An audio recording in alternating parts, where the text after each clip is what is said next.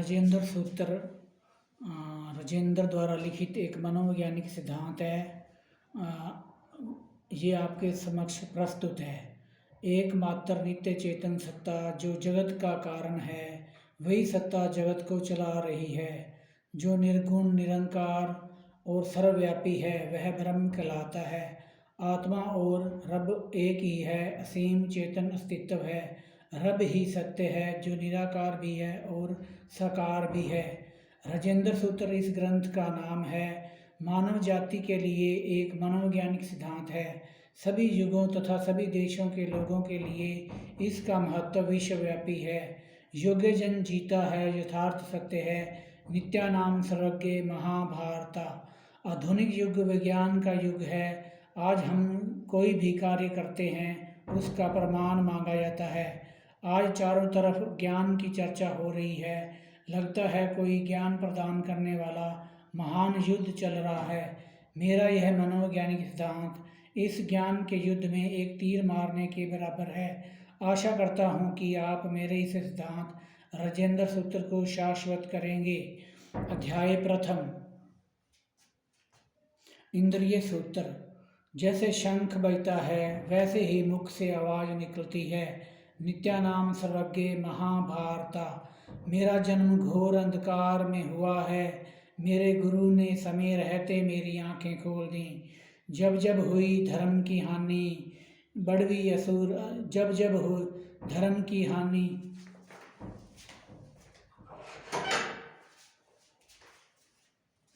मेरा जन्म घोर अंधकार में हुआ है।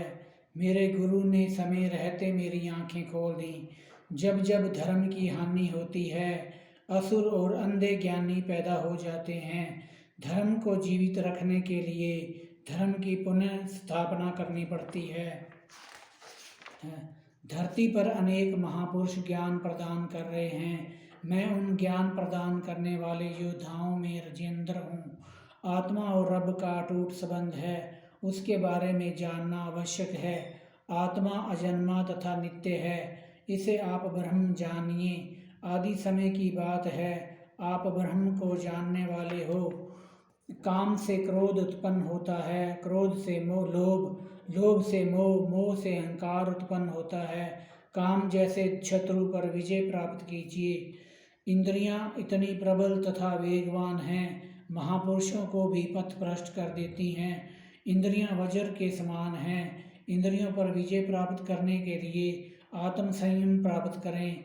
इंद्रियों से बढ़कर मन है, मन से भी बढ़कर बुद्धि है, बुद्धि से भी उच्च आत्मा है। आत्मा ही ब्रह्म है। जो इसे जान लेता है, यही मुक्ति का मार्ग है।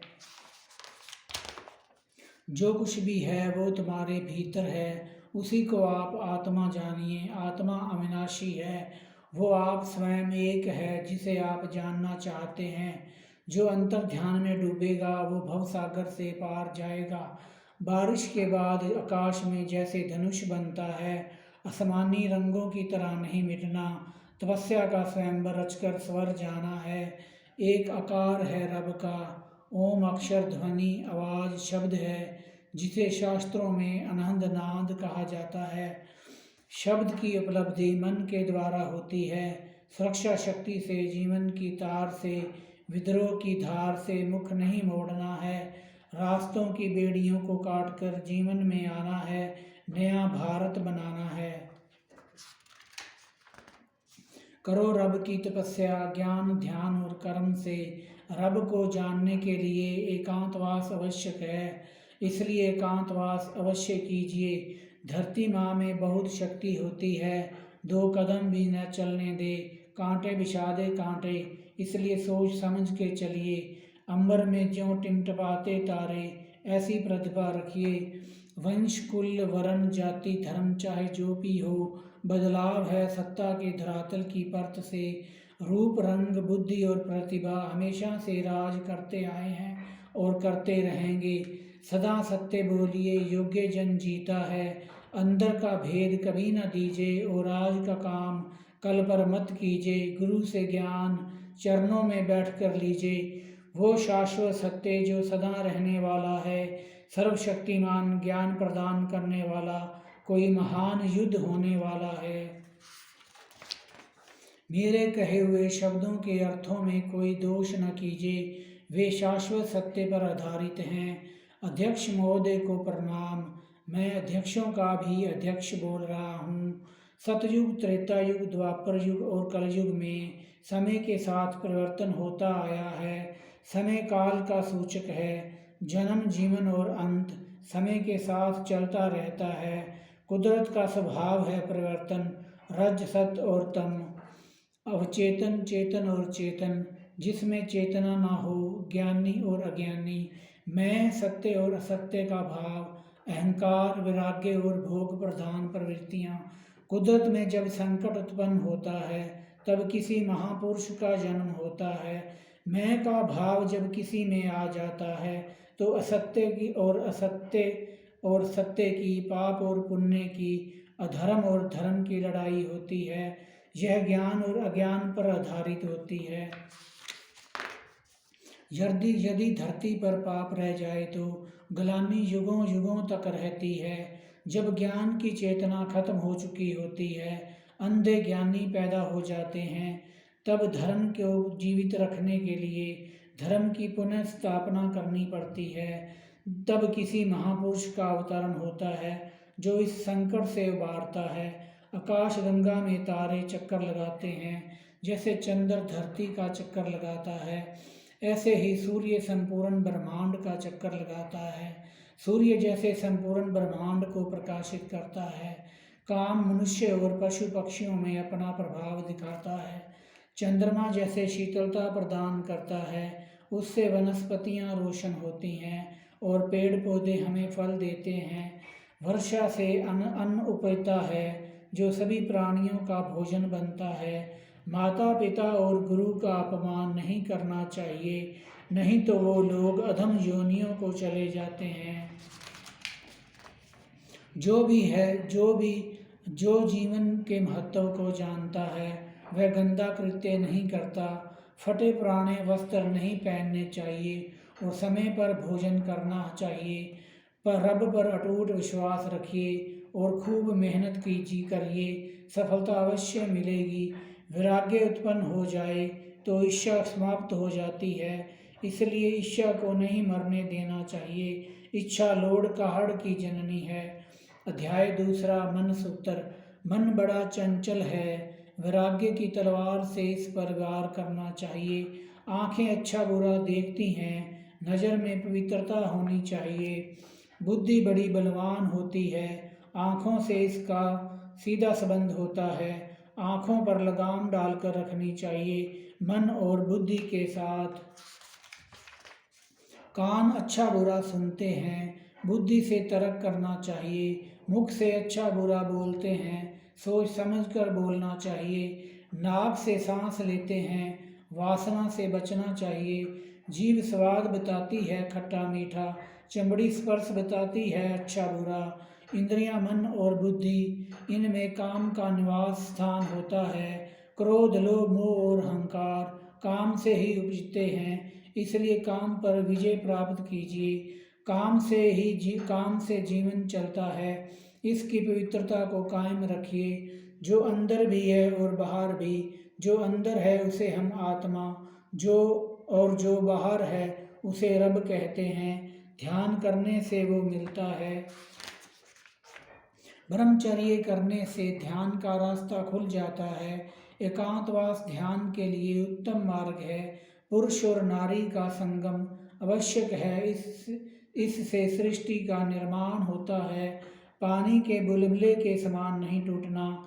तपस्या करने से रब की स्वर्गों के द्वार खुल जाते हैं। करनी है रब की तपस्या, जीवन का द्वार स्वयं खटखटाना है और स्वर्गों का रास्ता खुद बनाना है। अध्याय तीसरा, बुद्धि सूत्र। खाओ पियो और बलवान बनो, बल ही सामर्थ्य है। शरीर में काम का सामर्थ्य ही बल है।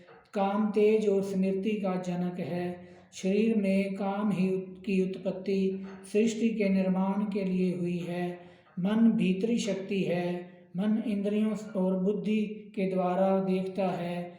बुद्धि को शरीर का मालिक कहते हैं। बुद्धि का काम ज्ञान, स्मरण और निर्णय करना है।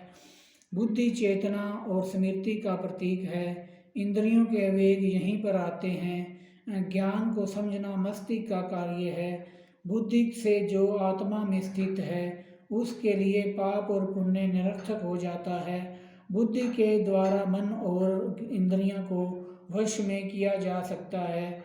जब बुद्धि और आत्मा एक हो जाती है तब ब्रह्म स्थिति पैदा हो जाती है। मनुष्य जब ब्रह्म स्थिति को प्राप्त हो जाता है उसका संसारिक मोह खत्म हो जाता है। आत्मस्थित हुआ मनुष्य आत्मा को ही प्राप्त होता है, इसे ही मुक्ति कहते हैं। अध्याय 4 आत्मा सूत्र। आत्मा का निवास शरीर में होता है। आत्मा रब का रूप है। संपूर्ण ब्रह्मांड रब की शक्ति से चालित है, जिसमें संपूर्ण सृष्टि निहित है। रब का न आदि है न अंत। वह अति आनंददायक है और कण कण में व्याप्त है। इस अनंत शक्ति को हम रब कहते हैं। आत्मा रब से निकला हुआ रब का अंश है। रब से निकलकर आत्मा स्वतंत्र रूप धारण करती है। जब आत्मा और रब का मिलन होता है उसे मुक्ति कहते हैं। विद्या वह प्रक्रिया है जो शिक्षा के माध्यम द्वारा आती है और ज्ञान की उपलब्धि अनुभव के द्वारा होती है। विद्या मात्र ब्रह्म विद्या और ज्ञान मात्र ब्रह्म ज्ञान। शरीर में अंतिम पदार्थ धातु काम है। शरीर में 7 धातुएं होती हैं, इन्हीं से शरीर का निर्माण होता है। काम ही मानव शरीर का सार तत्व है। सूर्य के प्रकाश से रंग बिरंगे फूल विकसित होकर प्रकृति का सौंदर्य बढ़ाते हैं। काम भी अपना स्वरूप दिखाता है। काम पर विजय प्राप्त करने से मोक्ष की प्राप्ति होती है। आत्मा अविनाशी है। आत्मा आकाश के तुलनीय है।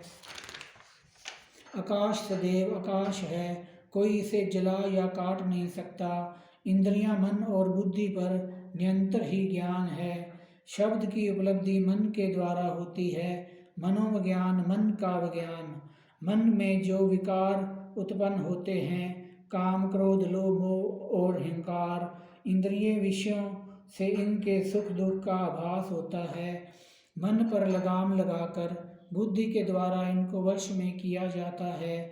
इंद्रियां, मन और बुद्धि के द्वारा शरीर सुख दुख का आभास करता है। इन विकारों पर विजय के द्वारा व्यक्ति मुक्ति पाता है। शरीर आत्मा द्वारा प्रकाशित होता है।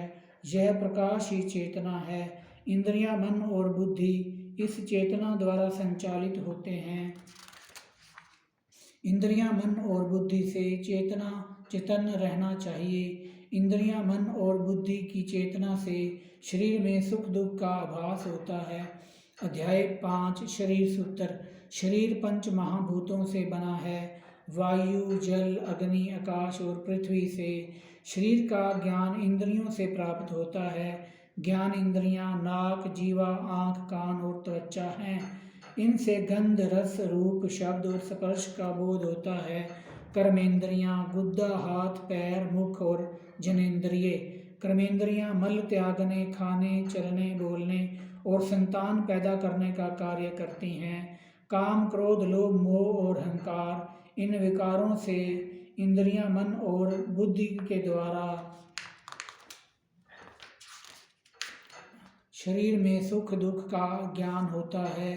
इंद्रियां ज्ञान के सूत्र हैं। इंद्रियों के अभाव में हम ज्ञान प्राप्त नहीं कर सकते। मन हृदय में निवास करता है।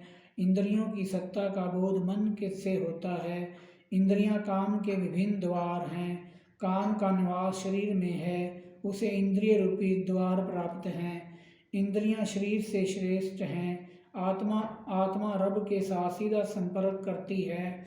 शारीरिक कार्यों की श्रेष्ठता रब में आकर शून्य हो जाती है।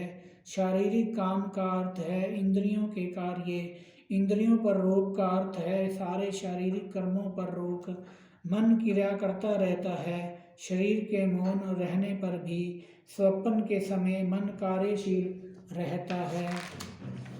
मन के ऊपर बुद्धि है, बुद्धि के ऊपर आत्मा है।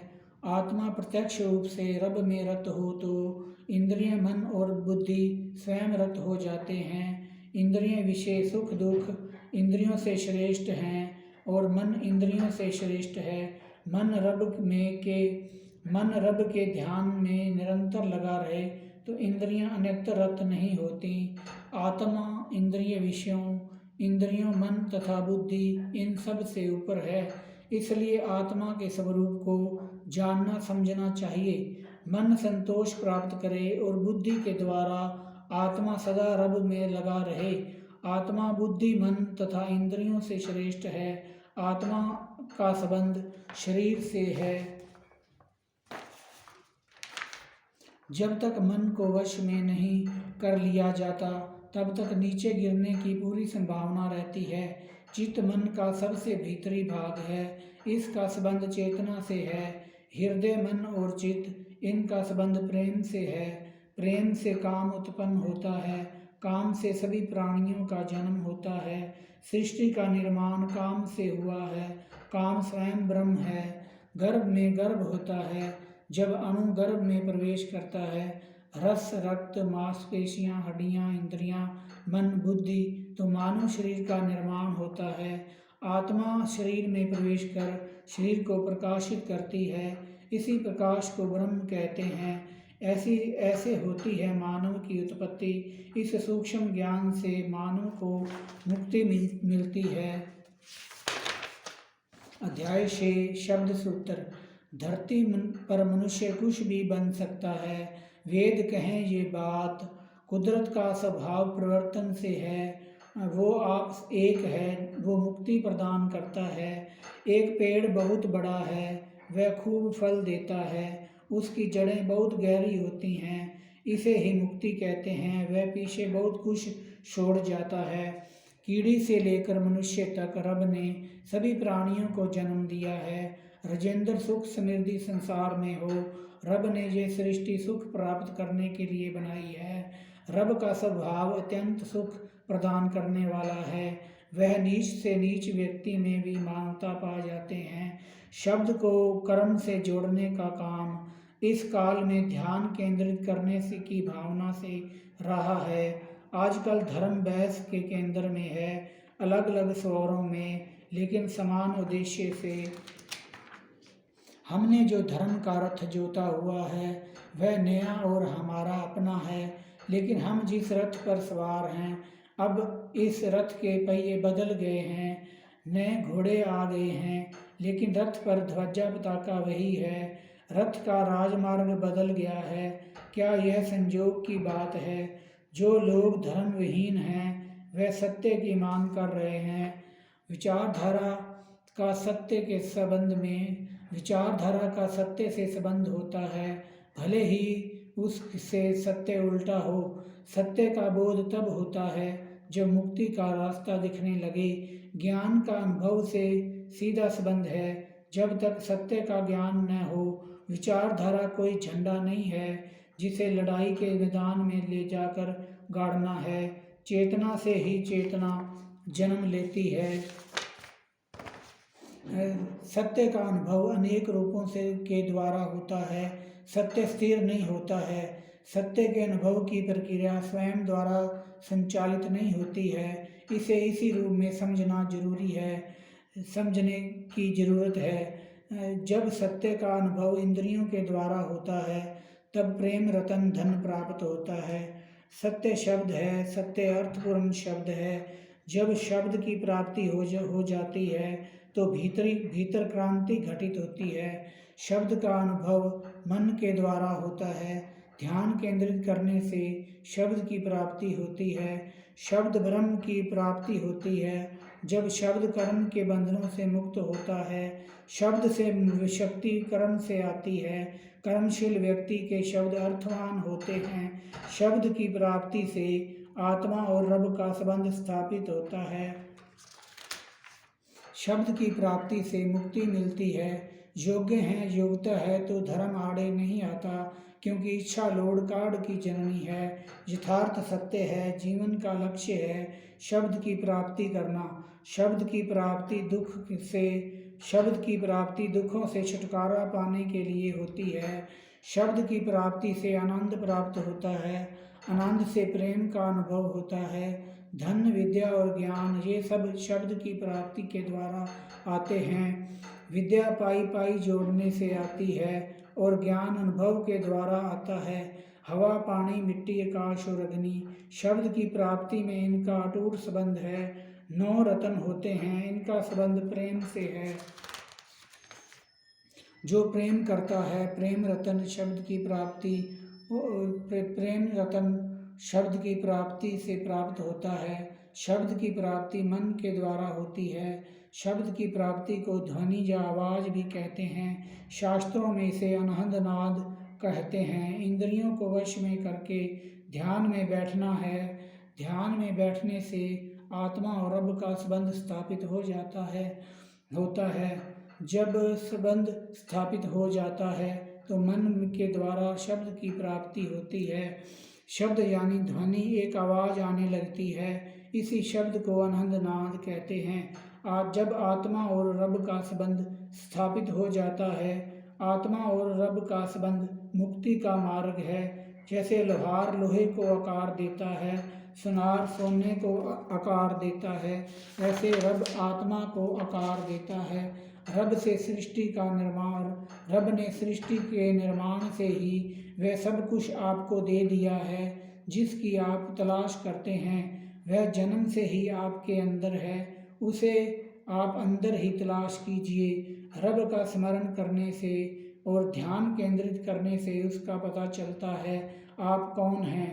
हमारा काम ही जीवन में महान अर्थ जोड़ता है। जब हम काम नहीं करते तो जीवन नीरस और नीरस हो जाता है। इस प्रकार हम नीरसता से बचने के लिए हम कड़ी मेहनत करते हैं। आप जो भी महान सभ्यता देखते हैं वह कड़ी मेहनत और लगन के माध्यम से हासिल की गई है। कर्म के बिना जीवन संभव नहीं है। प्रत्येक जीव अपने अपने पूरे जीवन काल में प्रत्येक क्षण कुछ ना कुछ काम करता ही रहता है। सभी छोटे से छोटे जीव, हम मानव, यहाँ तक कि प्रकृति भी हमेशा बिना रुके अपना काम करती रहती है। ब्रह्म, जिसका अर्थ निराकार और विशाल ब्रह्मांड से है, वह प्रकृति से परे, अनंत, निर्मित और अविनाशी है। इसे सर्वोच्च अस्तित्व, परम सत्य और अनंत चेतना का प्रतीक माना जाता है। रब का अर्थ है ब्रह्म। ब्रह्म उन कई लोगों का अंतिम लक्ष्य है जो आध्यात्मिक मार्ग की तलाश कर रहे हैं। यह अनिवार्य रूप से एक आत्मा की उपलब्धि है जो आपको उच्च वैश्विक आत्मा से जुड़ने में मदद करती है। उस अविनाशी परम सत्ता ब्रह्म को रब कहा जाता है। ध्यान करने से शब्द की उपलब्धि होती है। शब्द की शक्ति को ब्रह्म माना जाता है। ब्रह्म, जिसका अर्थ है रब। रब शब्द के अनेक अर्थ हैं, जैसे आप, ब्रह्म, विधाता, स्वयंभू आदि। ब्रह्म को शुद्ध अस्तित्व, शुद्ध चेतना और शुद्ध आनंद के रूप में जाना जाता है। एकमात्र नित्य चेतन सत्ता जो जगत का कारण है, वही सत्ता जगत को चला रही है। रब उसका स्वामी है जो निर्गुण, निराकार और सर्वव्यापी है, वह ब्रह्म कहलाता है। आत्मा और रब एक ही असीम चेतन अस्तित्व है। रब ही सत्य है जो निराकार भी है और साकार भी। अध्याय 7, मुक्ति सूत्र। काम, क्रोध, लोभ, मोह और अहंकार ये नरकों के द्वार हैं। इनसे आत्मा का पतन होता है। नीचे से ऊपर उठने की प्रक्रिया मुक्ति का मार्ग है। हमारी धरती पर एक नरक का दरवाजा है। भारतवर्ष के गांव, भारतवर्ष में नरक की प्रवृत्ति है। यहाँ के घरों का द्वार। नरक का अर्थ होता है धार्मिक बंधनों में जकड़े हुए लोग। नरक से बचने के लिए प्राणी को ध्यान करना चाहिए और धार्मिक बंधनों का त्याग करना चाहिए। नरक से छुटकारा पाने के लिए अपना आचरण सात्विक रखना चाहिए। धर्म, अर्थ, काम और मोक्ष यह 4 पुरुषार्थ माने जाते हैं। जिस व्यक्ति में ये चारों हैं वह मुक्ति का अधिकारी है। गीता का कुरुक्षेत्र के मैदान में उपदेश देने वाले भगवान श्री कृष्ण को मैं सादर प्रणाम करता हूँ। राधा और श्री कृष्ण का प्रेम अटूट है, इसके बारे में जानना आवश्यक है।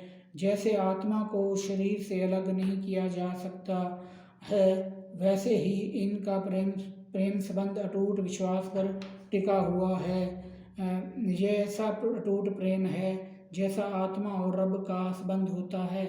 जैसे आत्मा अविनाशी है, वैसे ही इनका प्रेम अविनाशी है। गणेश, जब तक तीनों लोक रहेंगे तब तक तेरा नाम रहेगा, जब तक रिद्धि रहेगी तब तक सिद्धि रहेगी। श्री रामचंद्र और सीता जी का संबंध समाज में सत्य पर आधारित है। सुनीता मुझे अत्यंत प्रिय है। राजेंद्र जैसे पंजाब विश्वविद्यालय चंडीगढ़ के विद्यार्थी ने भी मुक्ति प्राप्त कर ली है। सभी धर्म नंगे धनंगे अंधकार मिटाते हैं, कि नानक की मोहम्मद की ईसा। गुरु ब्रह्मा गुरु विष्णु गुरु महेश और गुरु साक्षात ब्रह्म रब है। पंजाब गुरुओं पीरों और महात्माओं की धरती है। मैं रब को कोटि कोटि नमन करता हूँ। राजेंद्र सूत्र मानव जाति के लिए एक मनोवैज्ञानिक ज्ञान है। सभी युगों और सभी देशों के लोगों के लिए इसका महत्व विश्वव्यापी है। योग्य जन जीता है, यथार्थ सत्य है। नित्यानाम सर्वज्ञ महाभारता। आधुनिक युग विज्ञान का युग है। आज हम कोई भी कार्य करते हैं उसका प्रमाण मांगा जाता है। आज चारों तरफ ज्ञान की चर्चा हो रही है। लगता है कोई ज्ञान प्रदान करने वाला महान युद्ध चल रहा है। मेरा यह मनोवैज्ञानिक सिद्धांत इस ज्ञान के युद्ध में एक तीर मारने के बराबर है। आशा करता हूँ कि आप मेरे इस सिद्धांत राजेंद्र सूत्र को शाश्वत करेंगे। ऐसा ज्ञान मूर्ख व्यक्ति को नहीं देना चाहिए, वो बदल जाते हैं।